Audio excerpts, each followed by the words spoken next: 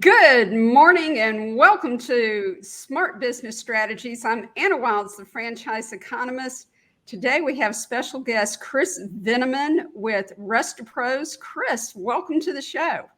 Thanks for having me, Anna. I appreciate you taking time out of your day to meet with me to do the podcast. Absolutely. And today's smart business strategy has to do with understanding the numbers in the income potential with a franchise. And we call this unit economics. So Chris, will you help explain what unit economics are to our audience? Sure. Unit economics, when franchisee or candidates start looking at unit economics, it's going to be the item 19 in the FDD.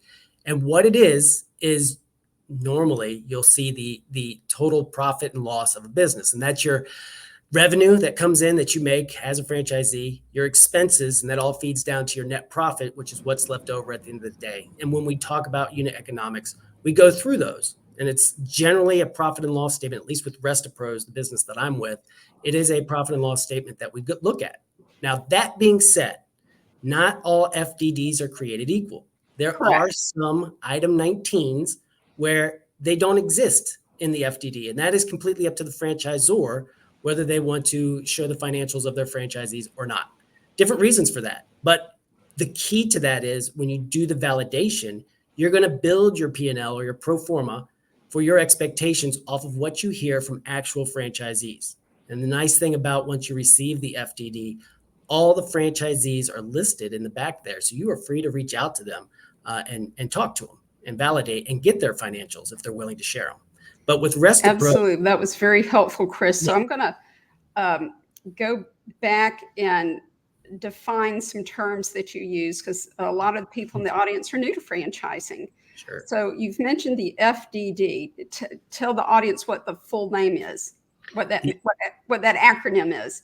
FDD is Franchise Disclosure Document. It is the document that regulates the franchise agreement so that you can read everything in legal terms written so that it's easily explainable, because we fall under the umbrella of the FTC. They're the ones that regulate how the FDD is written. And the FTC is the Federal Trade Commission. But every franchise out there will have an FDD that they have to disclose to a potential candidate who might be looking at the brand to invest in. And every FDD has 23 sections called items. And correct. The only one that's optional is item 19, your P&Ls, your profit and loss. Sometimes they're summarized P&Ls, which means you just see summaries. So you see a total for your gross revenue, you see a total for summarized expenses, and then you see a net profit. Or as in Rest-A-Pros case, we do full P&L dumps so that you see every line item, which can be a pro and con, right? If you've never looked at a profit and loss statement before, it can be a little bit overwhelming. But when I walk my candidates through it, I take them line by line so they understand everything they're looking at, because that's an important call. The unit economics call is important to help them wrap their head around what they're going to invest in. Absolutely. And what happens? All right. So I'm pretending I'm sitting in the audience and someone's going, wow, the unit economics is optional to be provided in the franchise disclosure document given to every potential franchisee or franchise candidate.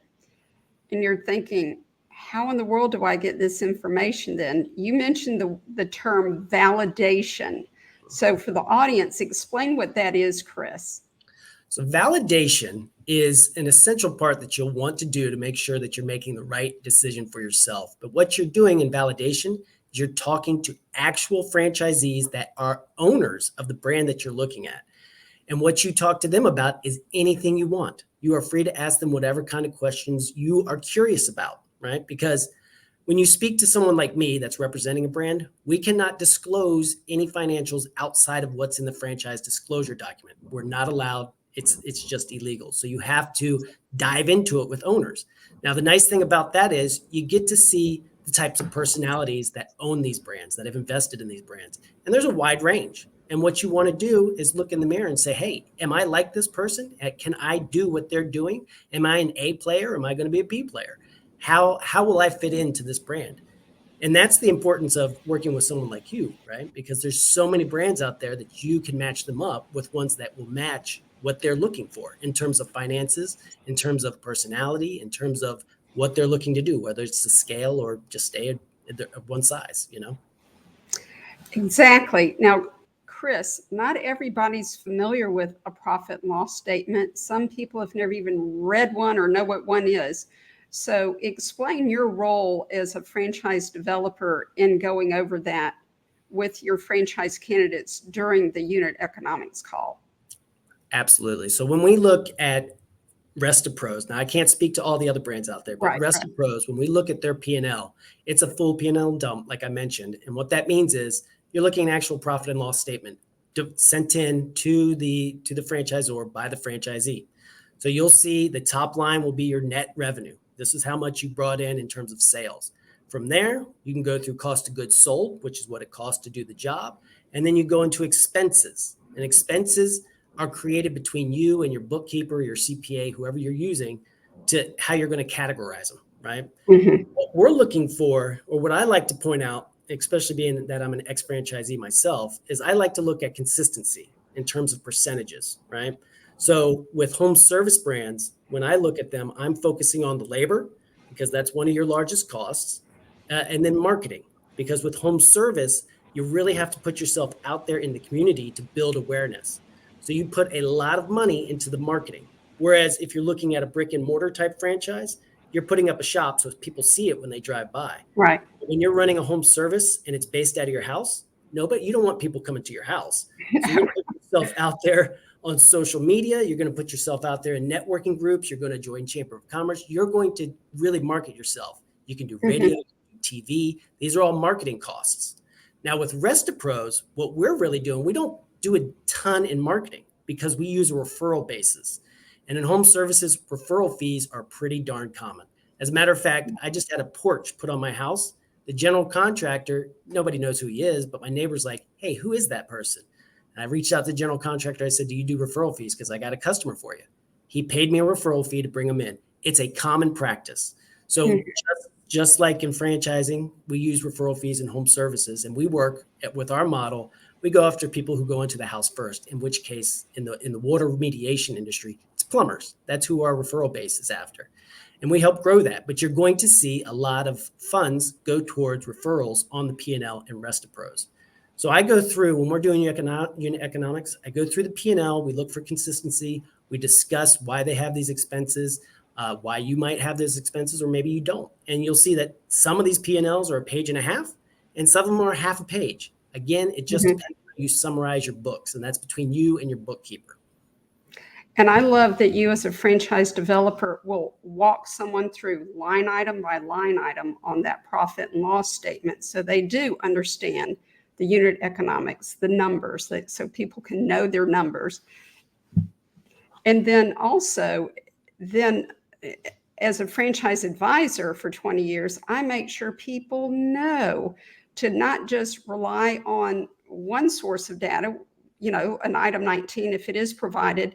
The key is to talk to franchisees and gather numbers from them, learn about their experience with the franchise, what was their break-even point, what was the training and support like, and all those sorts of things. So when talking to franchisees, that's called validation, as you already explained, but there's really no substitute for that. It's nice. I mean, it's wonderful if there is a written item 19 in the franchise disclosure document, but Chris, I hope you'll agree with me that you still want to go out and talk to a variety of franchisees and gather your own facts and figures so that you can develop your own spreadsheet or pro forma statement, as you called it. That's a spreadsheet where you project future revenue and future expenses. So Correct. And yeah, validation is super important. With Resta Pros, since a lot of our franchisees are super busy, it's hard to get a hold of them. We ask for volunteers to come out once a week to do group validation calls. So we make the validation process as easy as we can for candidates. Now, we're not cherry picking anybody here. They are volunteering to come out and talk to potential candidates, because in reality, when you become a franchisee and you become successful, you've gone through the same process that everybody else is now going through. So They want to hear directly from you, just like you wanted to hear directly from franchisees as you go through with it. And it's just a nice way to wrap your head around what the business is doing, how it scales, how it grows, especially if you get a hold of a franchisee that's been in business for their first year. They remember what it was like to onboard and grow and scale. So always good to talk to the franchisees in the validation process.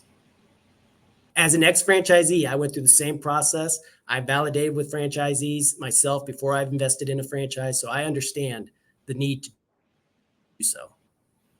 All right. And now I want to get us back to the profit and loss statement. So our royalties and the marketing fund expenses, is that revealed on the RestaPro's profit and loss statement in the item 19? With RestaPros, it is. So royalties and corporate marketing fund are an expense against the business. So you will see that line item in the P&L. Now, the key with royalties, generally, it's going to be 6 to 9% in the home service land or home service industry. And your corporate marketing fund is generally 1 to 3%. And some people get hung up on the corporate marketing fund. What that is it's a fund that is collected over time for the brand to build up a national advertising account, right? So as the brand grows and gets bigger, they'll start advertising nationally. And I'm sure a lot of your candidates that you're talking with have heard those radio ads from national franchisors. Yeah. Those are generally paid for through a corporate marketing fund. And what they're doing is helping you grow your business and scale your business by advertising nationally. So they collect that over a period of time.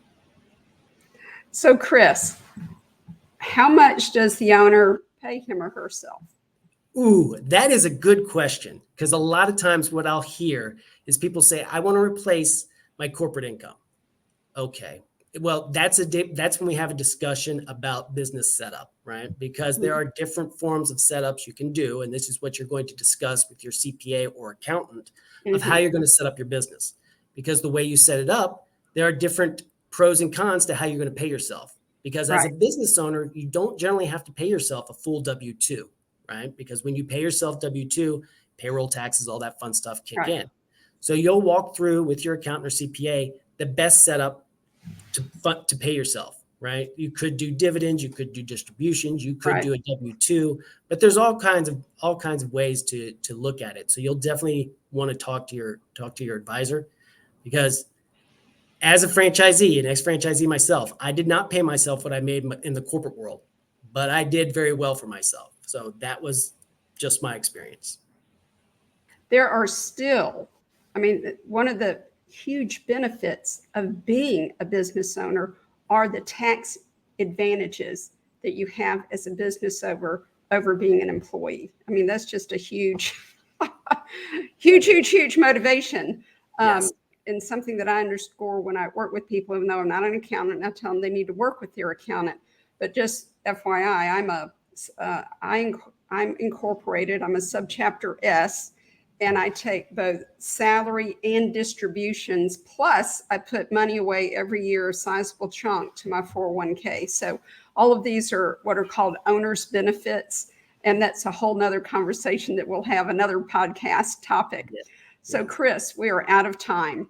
Thank you so much for being here. If someone wants to learn more about RestaPros, what do you recommend they do? I'd highly encourage them to speak out to someone like you, because with your 20 years experience in franchising, there's a lot of different franchises out there. As a matter of fact, anything you can think of probably has a franchise brand. You will help them navigate through it, and you can lead them to the brand that might fit for them. RestaPros might be that brand, but it might not be. So you'll definitely want to work through the franchises out there with someone like you, and make the right choice, because the last thing you want is buyer's remorse. So work with Anna. It's all about knowing your numbers, and you and I both help people do that, as well as franchisees. Okay, so Chris, thank you so much for being here and sharing smart business strategies about unit economics when looking at a franchise. Audience, this is Chris Veneman with RestaPros. Thank you so much, Chris. Thank you. And audience, thank you for being here, for watching and listening. And be sure to come back next Wednesday at 11:30 a.m. Eastern Standard Time. You're going to learn smart business strategies having to do with real estate. Thank you so much. I'm Anna Wilds, the franchise economist. See you next week.